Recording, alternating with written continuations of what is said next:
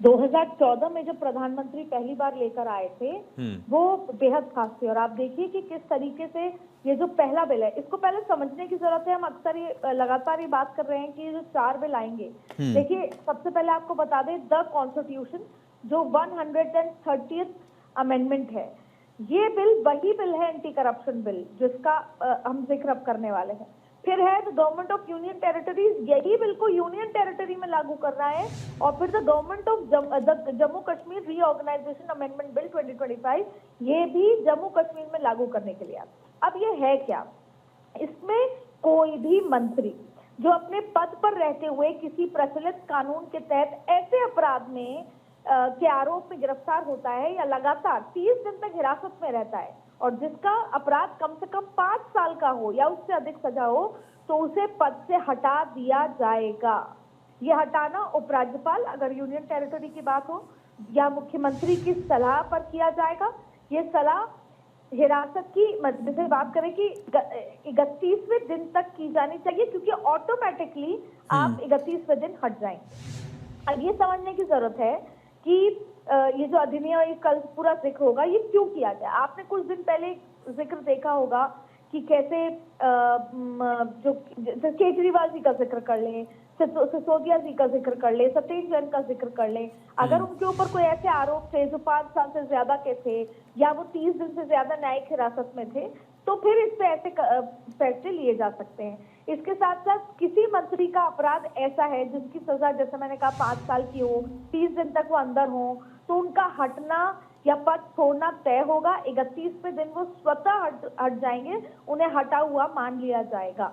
तो ये बहुत बड़ा एंटी करप्शन बिल लेकर खुद गृह मंत्री अमित शाह आ रहे हैं, जो कल टेबल किया जाएगा। जी, बहुत शुक्रिया इतनी तमाम जानकारी के लिए आपका। एक बहुत बड़ा परिवर्तनकारी कदम भ्रष्टाचार के खिलाफ, और सबसे अहम इसमें यह है कि खुद प्रधानमंत्री और केंद्रीय मंत्री भी इस कानून के दायरे में होंगे। भ्रष्टाचार के खिलाफ एक बड़ा मुद्दा, बड़ा नारा 2014 में नरेंद्र मोदी और बीजेपी ने दिया था। वक्त वक्त पर कदम भी उठाए गए, लेकिन देश को शायद ऐसे परिवर्तनकारी कानून की जरूरत, और खास करके हाल फिलहाल में देखा गया कुछ राज्यों के मुख्यमंत्री तक जो हैं वो काफी दिन तक जेल में रहे और उस दौरान भी अपना पद संभाल ही रहे। खास करके सबसे बड़ा एग्जाम्पल केजरीवाल का है।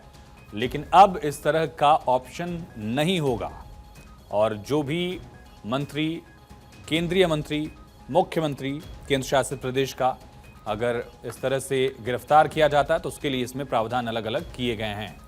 लोकसभा में भ्रष्टाचार से जुड़ा बिल कल पेश किया जाएगा। 30 दिनों की न्यायिक हिरासत में मंत्री पद चला जाएगा। 130वां संविधान संशोधन बिल, जिसके कानून के दायरे में पीएम और केंद्रीय मंत्री भी होंगे, और केंद्र शासित प्रदेश का सीएम जब गिरफ्तार होगा तो उसको अपनी कुर्सी भी छोड़नी होगी।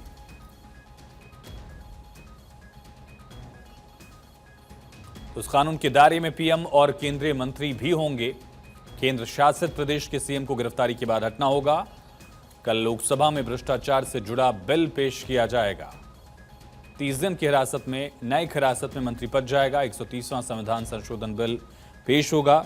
2 बिजनेस डेज हैं, 20 तारीख और 21 तारीख। 21 तारीख को सत्र आहूत होगा। 2 दिन इस सत्र के बाकी हैं, और कल लोकसभा में ये बड़ा अहम बिल जो है वो पेश किया जाना है।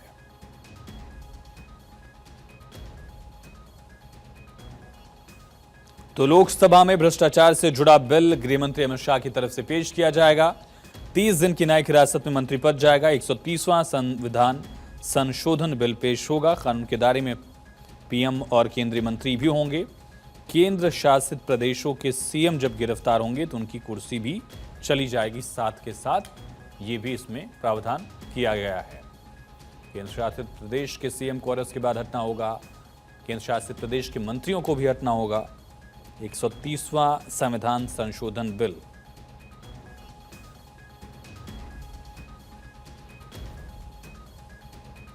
भ्रष्टाचार से जुड़ा बिल कल लोकसभा में पेश किया जाएगा। केंद्र शासित प्रदेश के सीएम को अरेस्ट के बाद हटना होगा।